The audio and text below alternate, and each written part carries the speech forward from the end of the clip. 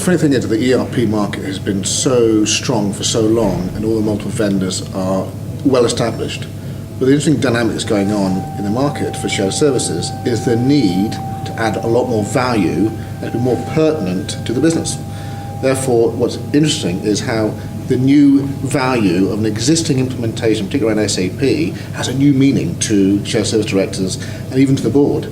So there's a fantastic thing that's going on around how can we leverage our existing SAP process and our transactions, how can we now get those transactions into the hands of the people who are doing the job in the first place, and how can we make it more valuable going forward. That's a huge dynamic that's going on. It's all very exciting. So while working with customers of the BBC Finance, they've now incorporated not only all of the SAP transactions, all of the documentation, all of the online learning directly attributed into the process content and getting it out to all of the shared service facilitators, if you like. They're actually bringing together all of their suppliers into the process.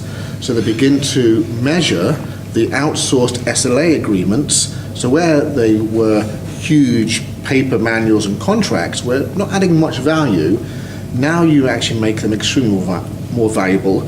So those outsourced transactions that are going after a supplier can now be measured, can now become more pertinent and more real into the context of what the business is trying to do. And when you're even consolidating lots of instances around SAP around Europe, which Sony are now doing, you can actually begin to have a proper access into what your processes need to be from one or two instances where there were dozens, if not tens of dozens of instances, into one enhanced shared service process environment. The first thing you need to do in getting your SAP ERP instances linked into process, the first thing you've got to do, and then you've got to attach the right KPIs and metrics to those activities in the process and give them to the right people. One of the things we've been talking about this morning in the interactive session was how people can actually leverage SAP metrics.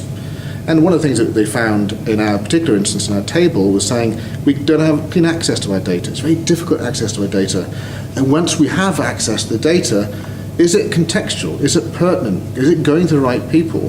And then actually once it's got to the right people, are they getting value out of it? So it's actually linking all these aspects around the ERP to the processes themselves, to the right people. And that's the new value that's being generated from SAP.